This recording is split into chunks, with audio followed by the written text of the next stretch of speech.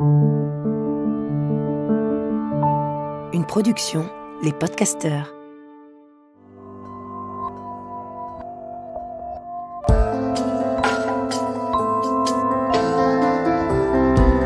Bienvenue, vous écoutez Coquelicot, le podcast qui replace le clitoris au centre de notre vitalité et qui remue en profondeur notre rapport au plaisir féminin. Un rendez-vous de reconnexion à la puissance de cet organe trop longtemps ignoré. Un appel à notre boussole de sensibilité et de force. Les Coquelicots chéris donnent la parole à celles et ceux qui œuvrent pour cette reconnaissance et pour ramener de la poésie dans nos rapports sexuels. Coquelicot lance un appel pour nous relier, femmes et hommes, dans nos passerelles entre le féminin et le masculin. Coquelicot, tu ressens quoi, toi ?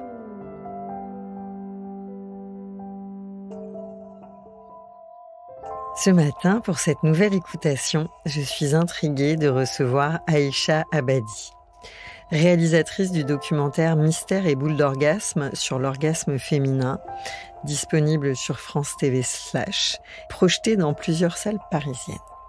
Aïcha est aussi créatrice du compte Instagram Mystère et boule d'orgasme, qui compte plus de 23 000 abonnés. La question de la sexualité féminine est le fil rouge de ses projets, comme un point de départ. Elle cherche à redonner confiance aux femmes dans la sphère publique et au plus profond de leur intimité. Bonjour Aïcha, te recevoir me donne de la force. Quelle délicatesse, quelle esthétique dans ta façon de mettre en image et en mouvement, en précision même, ce mystère, cette délivrance, ce combat aussi. Quel a été le déclencheur pour te lancer sur ce chemin ?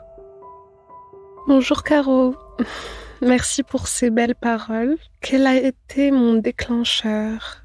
Je dirais qu'il y a eu plusieurs facteurs différents. J'ai grandi au Maroc, donc dans une société hyper patriarcale où le plaisir de l'homme était la priorité des femmes, du moins c'est ce qu'on leur imposait, c'est ce qu'on nous imposait. J'ai commencé à prendre conscience de cela en grandissant, en évoluant, en ayant des relations sexuelles, des relations amoureuses, en ayant des discussions avec plusieurs personnes. Arrivée en France après mon bac, je me suis rendu compte que cette inégalité, si je puis dire, dans la sphère sexuelle, dans le domaine du plaisir, où on ne met pas autant en avant le plaisir de la femme, était universelle en fait. Et que partout, c'était pareil, à différentes échelles, bien sûr, dépendamment de plein de choses, de la religion, de la politique. Mais j'ai pris conscience que c'était partout pareil, qu'il y avait une sorte de tabou, si je puis dire, autour du corps féminin en général, du plaisir féminin, des sensations de la femme, des organes même, ne serait-ce que le clitoris, qui a longtemps été sans reconnaissance. Et mes discussions surtout avec mes amis au fil du temps qui m'ont fait prendre conscience qu'il y avait une sorte de fossé entre la réalité du plaisir féminin, de l'orgasme féminin et ce qu'on a voulu nous faire croire tout le temps. Ces discussions, tu dis, tu as pu les avoir avec tes amis. Est-ce que tu as pu les avoir avec ta famille, certaines personnes de ta famille ou de ta lignée ? Est-ce que ces discussions, tu as pu les avoir avec tes partenaires ou ça a été surtout avec tes amis ? C'était surtout avec mes amis, à une période où je n'imaginais même pas que ces discussions pouvaient avoir lieu avec mes partenaires. Il y avait une non-communication, une absence de communication, parce que je faisais du sexe en respectant un certain schéma qui m'a été imposé. Et non, communiquer avec ces partenaires-là, ça ne m'était jamais venu à l'esprit jusqu'à il y a quelques années quand j'ai réellement commencé à m'intéresser au sujet et où j'ai commencé à lire ou à entendre parfois il faut communiquer pendant le sexe. Je me disais mais jamais j'ai pensé à ça, communiquer pendant le sexe. On nous apprend pas à communiquer, à exprimer ses désirs, ses plaisirs, ses envies. Mais je pense que c'est très important. Ces scénarios que tu avais sur comment on doit avoir du sexe, pour toi, ils venaient d'où? Est-ce que c'était des images? Est-ce que c'était des textes? Est-ce que c'était des propos tenus dans ta sphère Alors, régulière, on va dire, oui. dans ta sphère quotidienne? Elles viennent d'où, ces images? Alors, moi, ce n'était pas tant le porno. Je sais que c'est le cas de plusieurs personnes. Moi, je n'ai pas regardé de porno dans mon enfance ou adolescence. Je pense que c'était surtout des propos. Quand j'ai demandé, étant jeune, comment on fait pour faire l'amour, on m'a répondu que le papa devait mettre son pénis dans le vagin de la maman et que c'était comme ça qu'on faisait l'amour. Puis plus tard, toutes les productions culturelles, en fait, qui m'entouraient, les médias, les films, m'ont donné l'impression qu'il y avait une certaine manière de faire du sexe qui ne m'apportait pas forcément de plaisir. Et ce n'est que quand je faisais du sexe à moi-même que j'avais réellement du plaisir, des orgasmes. Et c'est là que je me suis dit, mais il y a un problème quelque part. Peut-être que je me trompais et c'est là que j'ai commencé du coup à faire mes recherches, à discuter de ce sujet énormément avec plusieurs personnes, à m'y intéresser et décider que je voulais faire un film là-dessus parce que c'était important. Coquelicot, ça t'évoque quoi, ce mot? Alors, donc il y a le suffixe co qui m'évoque une collaboration, peut-être. Justement, je voulais vous demander. Pourquoi est-ce que le clitoris gagne-t-il à être connu? Parce que c'est l'organe le plus important du corps humain. Parce que c'est le seul organe qui est destiné uniquement au plaisir et que je pense que le plaisir est très important chez l'être humain, l'être humaine. C'est la mauvaise réponse? Non, il n'y a pas de mauvaise réponse. Comment tu parles du clitoris sur les réseaux sociaux? Tu es très très actif sur les réseaux sociaux. Comment tu en parles? Alors, au départ, j'en parlais plus de manière informationnelle, éducative, donc en donnant des informations que je considérais qui nous manquaient. Je ne sais pas si c'est français. Maintenant, étant donné que je considère que j'ai une communauté assez sensibilisée déjà, on en parle très normalement, comme on parlerait de nos mains ou de nos cheveux sur Instagram. Comme un protagoniste vital pour nous. Exactement. Ah ouais. En quoi l'orgasme féminin est un chemin de connaissance de soi, de vitalité, de spiritualité, un peu un point d'appui, peut-être aussi pour ce monde qui change? J'ai l'impression que l'orgasme constitue une sorte de climax dans l'ancrage, dans le fait de se retrouver, de retrouver son corps au centre de son corps, à l'intérieur de soi-même.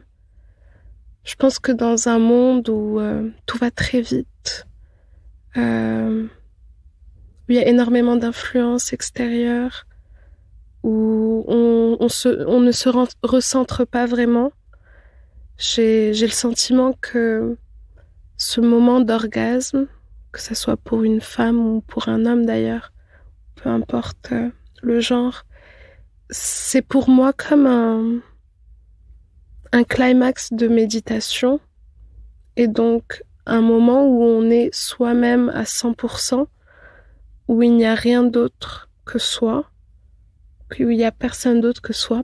Parfois si, parfois non. Qu'est-ce que c'est qu'un climax? Alors un climax, c'est le pic. Ça peut être un synonyme d'orgasme en anglais, mais en cinéma, c'est le moment du film. Ah, le point culminant. Le point culminant. Merci. Un climax. Oh, j'ai appris un truc génial encore. Point culminant. À 22 ans, tu réalises ce documentaire, Mystère et boule d'orgasme. Comment est-ce que tes proches ont réagi?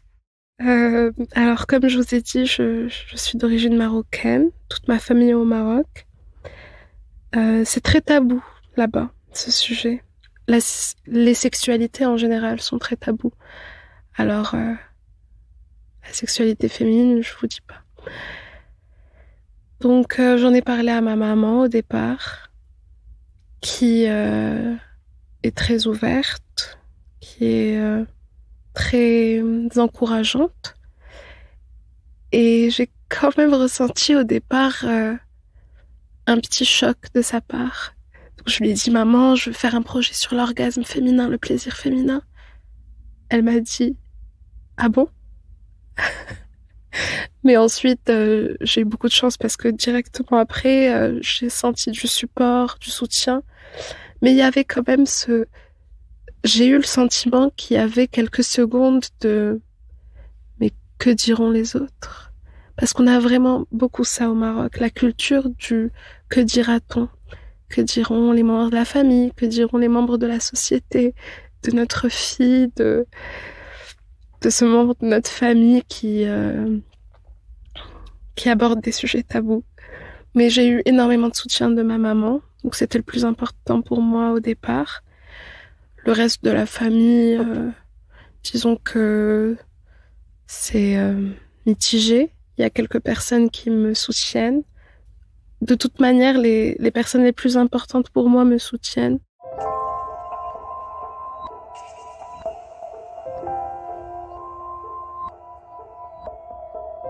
Dans ce documentaire, tu donnes la parole à des femmes de tous âges et à des hommes.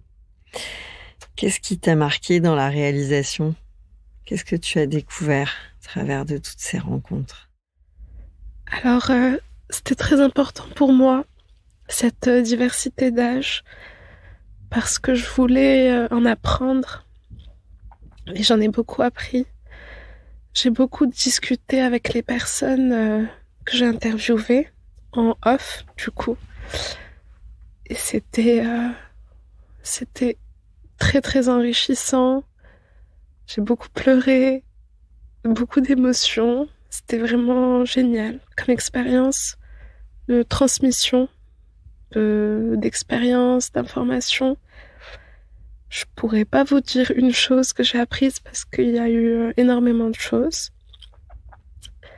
Ou peut-être, oui, je pourrais vous dire une chose, c'est que il n'y a pas de limite d'âge pour le plaisir, pour la jouissance, pour l'extase sexuelle. Et ça m'a donné beaucoup d'espoir sur ma vie sexuelle, du coup. Et j'espère être comme ces personnes plus tard, qui pour moi sont devenues des modèles. Tu as à cœur de partager ton savoir, ta richesse, ton combat. Ça t'a demandé des renoncements. Comment est-ce que tu envisages la suite?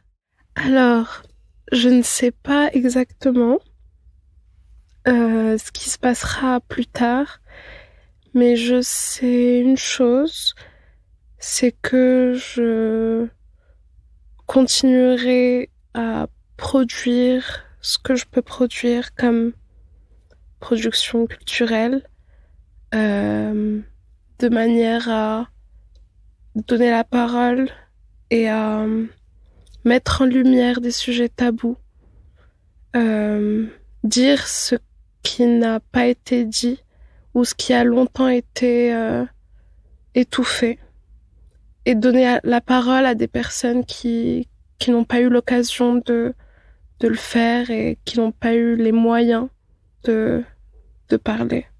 c'est mon but. Ton compte Instagram Mystère et Boule d'Orgasme est largement suivi. Qu'est-ce qui a évolué pour toi depuis sa création? C'est quoi les témoignages? Est-ce qu'il y a j'imagine que tu as des réactions plus ou moins hard parfois, ou des témoignages poignants, ou des demandes? C'est très divers. Mmh. On fonctionne surtout par témoignages, donc qui constitue la partie majoritaire de l'activité, disons, du compte. Et donc, c'est vraiment les membres de la communauté qui décident des sujets qui sont de plus en plus vastes et différents. Parfois, oui, c'est très poignant. Parfois, c'est plus commun. Et donc, je pense que c'est cette diversité-là qui a fait grandir la communauté. Le fait qu'on interagisse, que ce ne soit pas que ma page à moi, mais la page de tout le monde. Qu'est-ce qui ressort dans les témoignages, selon toi, les grands sujets saillants? Alors, on parle beaucoup de plaisir, je n'arrive pas à avoir un orgasme. Souvent, je n'arrive pas à avoir un orgasme avec mon partenaire, mais toute seule, oui. Comment est-ce que je peux débloquer ça? J'aimerais avoir la curiosité d'essayer certaines choses. Avez-vous des conseils pour éveiller cette curiosité? On parle beaucoup de contraception aussi. Laquelle contraception? Parce qu'il y en a tout un tas. Des contraceptions. Énormément de personnes qui me disent j'ai tout essayé, rien ne me va, j'en peux plus. Ça revient très souvent. J'ai essayé la pilule, je me suis sentie pas bien, j'ai essayé le stérilet, je suis tombée enceinte, j'ai fait ceci, j'ai fait cela. Je suis perdue dans ma contraception. On parle de contraception masculine aussi, souvent. Je vais te demander. Ah, et donc? Parce que justement, le fait que les femmes soient perdues dans leur contraception est pour moi lié au fait que la charge contraceptive est uniquement destinée donc à la moitié de la population qui possède des vagins clitoris, un vagin clitoris. Et s'il y avait plus de diversité, s'il y avait plus de contraception disponible, on aurait peut-être plus de choix. Si les hommes avaient autant de possibilités que les femmes concernant la contraception, peut-être que dans un couple, ça serait plus facile de trouver un équilibre. Il y en aurait au moins un des deux qui réussirait à avoir une contraception qui lui va. Donc oui, je pense que c'est important qu'on élargisse les champs des possibles concernant la contraception et que ça soit pas que la femme qui doive tout essayer pour voir ce qui fonctionne le mieux pour son corps, pour ses hormones, sa santé mentale. Tu as des followers hommes qui s'intéressent à la contraception pour eux? Oui, de plus en plus, et ça me fait énormément plaisir. J'ai de plus en plus de messages d'hommes qui me disent j'en ai marre que ma partenaire prenne la pilule, ça ne lui va pas, elle se sent pas bien. Est-ce que tu as des informations sur les contraceptions masculines? Donc je les redirige souvent vers des spécialistes qui abordent ces sujets-là. Parce que moi je relaye, mais je ne me considère pas spécialiste en la matière. Comment tu gères les réactions sexistes, voire violences, ou peut-être des menaces? Je ne les gère pas. Je ne réponds pas. Ok, tu ne réponds pas. Oui, le silence. Oui, silence. Je ne veux pas donner de l'énergie dans ce genre de choses toxiques. Et ton histoire de femme, qu'est-ce que tu as radicalement remis en cause par rapport à ta lignée? Tout. J'en veux un peu plus, s'il te plaît, Aïcha. Bien sûr. Ma lignée dans le sens... donc ma famille. Ok. J'ai quand même beaucoup appris et beaucoup hérité de ma lignée parce que ma lignée de femme est plutôt très forte et très féministe. sans le savoir. Donc, ma grand-mère est une des premières femmes marocaines à s'être imposée de la sorte, à avoir eu son permis très tôt, à avoir pris possession de son indépendance, à mal parler à son mari, le remettre à sa place. C'était très rare à l'époque dans notre société. Qui elle-même a éduqué ses filles avec une éducation hyper féministe sans le savoir. Aujourd'hui, quand je lui parle de féminisme, elle me dit mais de quoi tu me parles? Je sais pas ce que c'est ça. On est tous. Elle le sait pas, mais elle a énormément joué dans mes prises de conscience.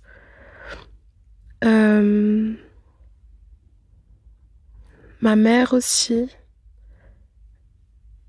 Et a toujours été une femme forte, indépendante. Elle n'a eu l'aide de personne. Elle s'est battue toute sa vie. Et donc, je pense que c'était un grand modèle pour moi. Ça l'est toujours. Mais qu'est-ce que j'ai remis en question? Tout, quand même. Parce que déjà, ma lignée de femmes est dans une société un peu conservatrice, qui fait que malgré l'ouverture d'esprit, malgré toutes les choses positives qu'il puisse y avoir, il y a énormément de sexisme qui est ancré, qui est intégré. Et comme me l'a dit d'ailleurs ma mère elle-même, au Maroc, le premier ennemi de la femme est la femme elle-même. Parce que ce sont les femmes qui éduquent leurs garçons à devenir machos, je sais pas comment dire. Je vous donne un exemple. Il y a eu des manifestations pour le droit à l'égalité de l'héritage récemment. Il y avait des hommes et des femmes qui manifestaient, mais des femmes sont venues contrer la manifestation pour dire que non, elles ne doivent pas avoir autant d'héritage que les hommes, parce que ce sont les hommes qui doivent prendre la majorité et prendre soin d'elles, on va dire. On a intégré cette idée qu'on doit prendre soin de nous, qu'on doit nous prendre en charge, que oui, on peut être forte, mais qu'on est toujours des femmes.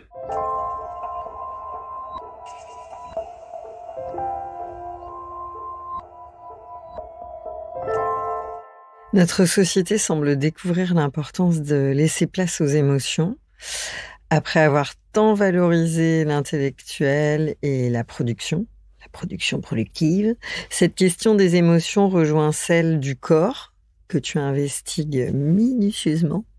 Quelle place pour le corps aujourd'hui dans nos sociétés, les corps? Alors, de plus en plus de place, j'ai l'impression, heureusement, grâce notamment à tous ces combats, toutes ces luttes. Et tu as bien fait de dire les corps, parce qu'on visibilise de plus en plus les différents corps dans toute leur diversité. Je pense que c'est très important. Au début, on voyait plus le corps masculin, donc le pénis que tout le monde sait dessiner, que tout le monde savait dessiner. De plus en plus, on visibilise le corps féminin aussi. C'est, je pense, un combat que je considère comme réussi, à 75%, peut-être. On parle de plus en plus du clitoris, de plein de choses. Et on parle enfin des autres corps, des corps trans, d'organes de personnes qui ne se considèrent pas comme le genre qu'on leur a attribué à la naissance. On parle de plus en plus de diclite, par exemple. Qu'est-ce que c'est ça?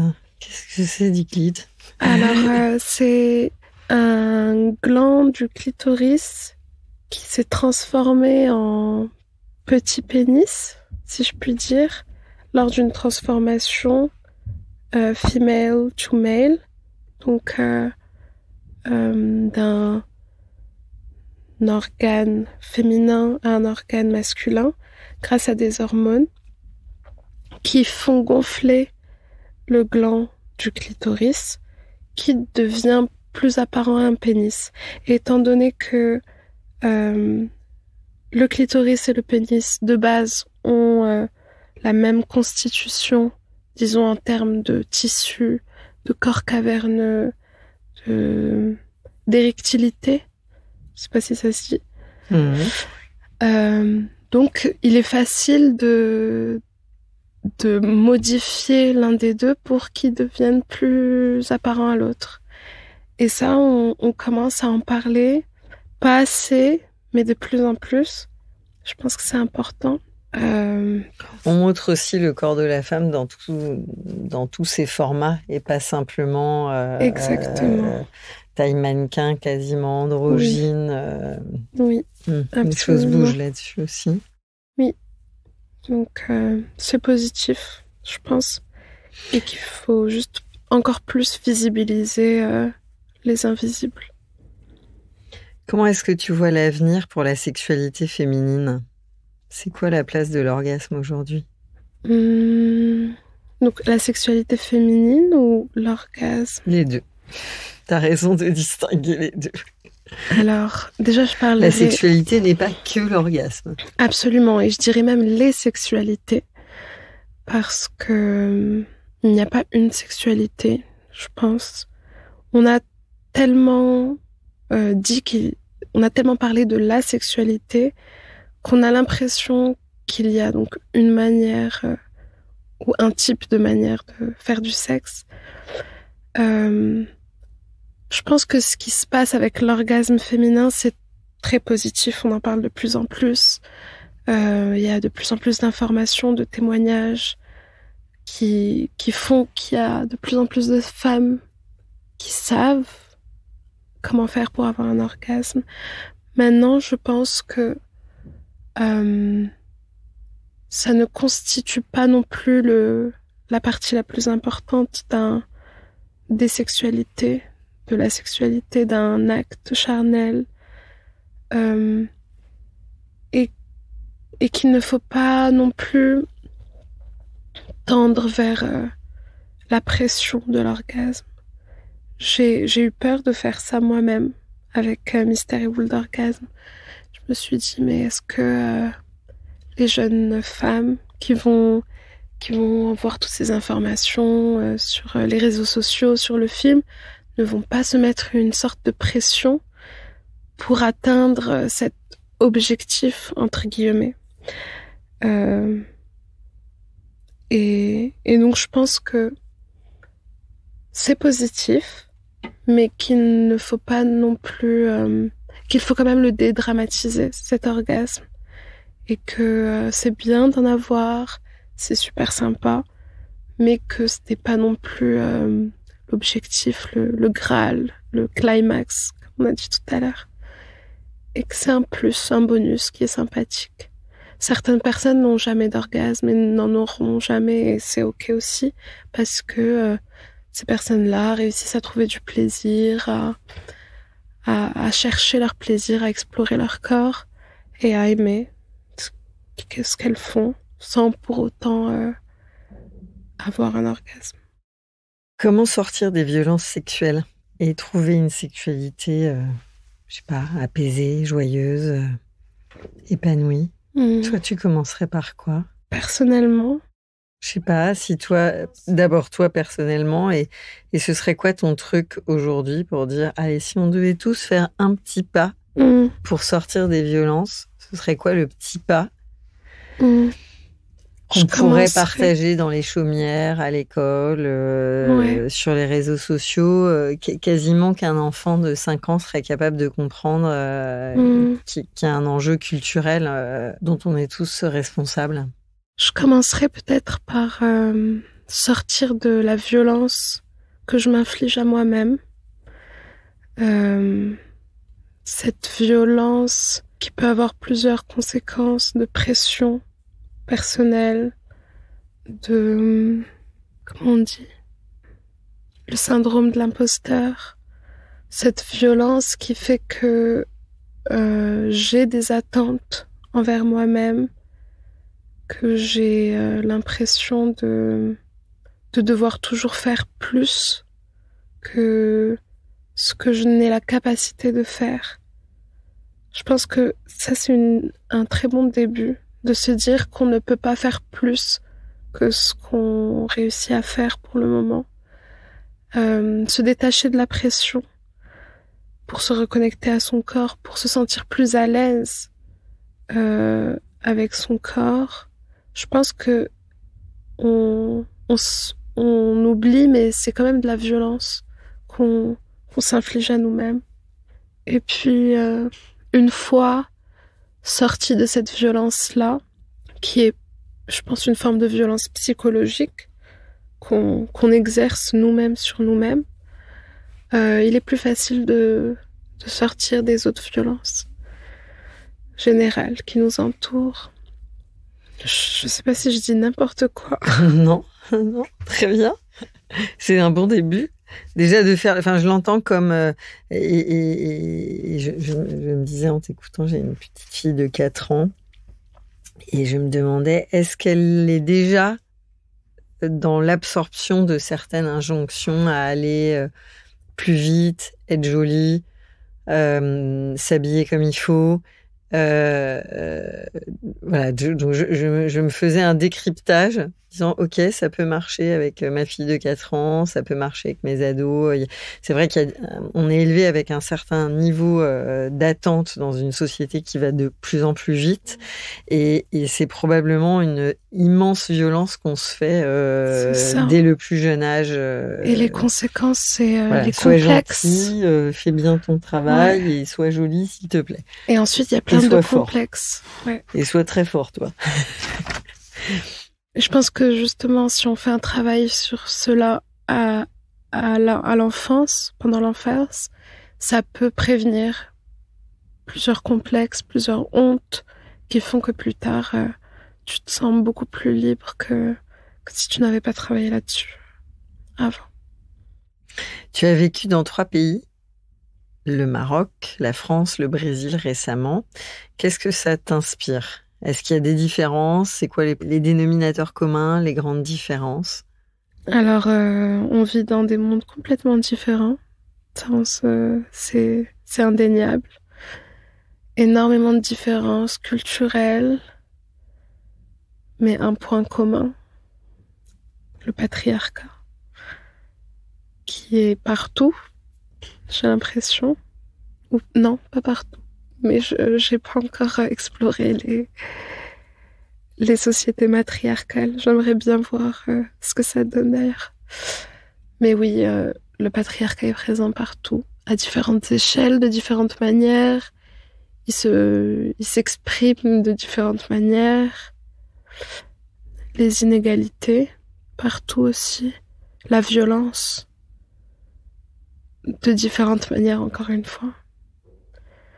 C'est beaucoup plus physique au Brésil, plus psychologique au Maroc. En France, je saurais pas vous dire. Pour moi, la France, c'est tellement civilisé comme pays par rapport à ce que j'ai vu autre part. C'est très, très évolué ici comme société. Mais oui, par rapport à la condition de la femme, aux violences faites aux femmes, qu'elles soient politiques ou familiales, et il y a des choses dont on ne se rend pas compte parce qu'elles ne sont pas assez médiatisées, parce qu'on est très focus très concentrée sur nos sociétés, sur ce qui se passe dans notre pays, nos combats ici. Et quand je vais là-bas, je me dis, mais pourquoi tu perds ton temps à te battre dans un pays qui est déjà hyper évolué, qui a déjà énormément de chance, alors que il y a d'autres pays qui ont beaucoup plus besoin de ça. Et donc beaucoup de remises en question, beaucoup de tout ça. Qu'est-ce que tu aimerais nous confier? Un espoir, un désir, un truc pour mettre de la poésie dans nos rapports sexuels? Pour mettre de la poésie dans nos rapports sexuels, je dirais ne pas avoir peur de se sentir ridicule pendant le sexe. Ne pas avoir peur d'explorer sans jugement, sans considération. Juste être soi-même, son propre naturel sauvage. Ressortir la femme sauvage qui est en nous pour faire du sexe en pleine conscience et de manière complètement naturelle. Avant de se dire à bientôt, Aïcha, je te propose dans ce studio que chacun s'installe dans son espace intime. Nous prenons le temps de nous inspirer depuis nos intérieurs, à l'écoute de nos dedans. Je vais te poser quelques questions et tu continues de répondre encore plus par association libre. À quel moment écoutes-tu ta boussole de sensibilité? Dès que je m'en souviens, dès que je me rappelle de son existence. En quoi ton coquelicot est-il une force?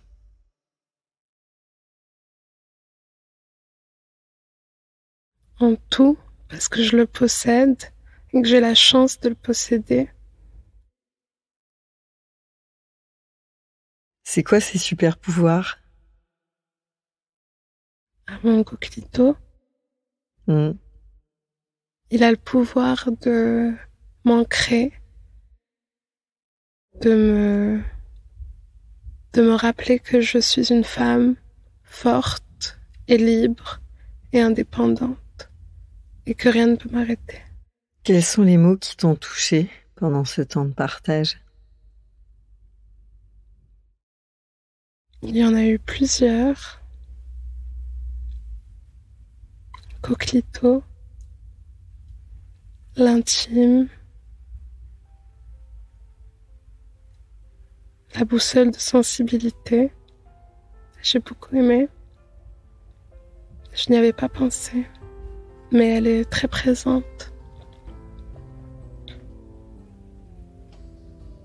Coquelicot, tu ressens quoi, toi? Beaucoup d'amour. À présent ancré en toi et relié aux autres coquelicots, tu repars avec quoi, Aïcha? Avec de la sérénité et de la douceur. Merci. Merci, Aïcha.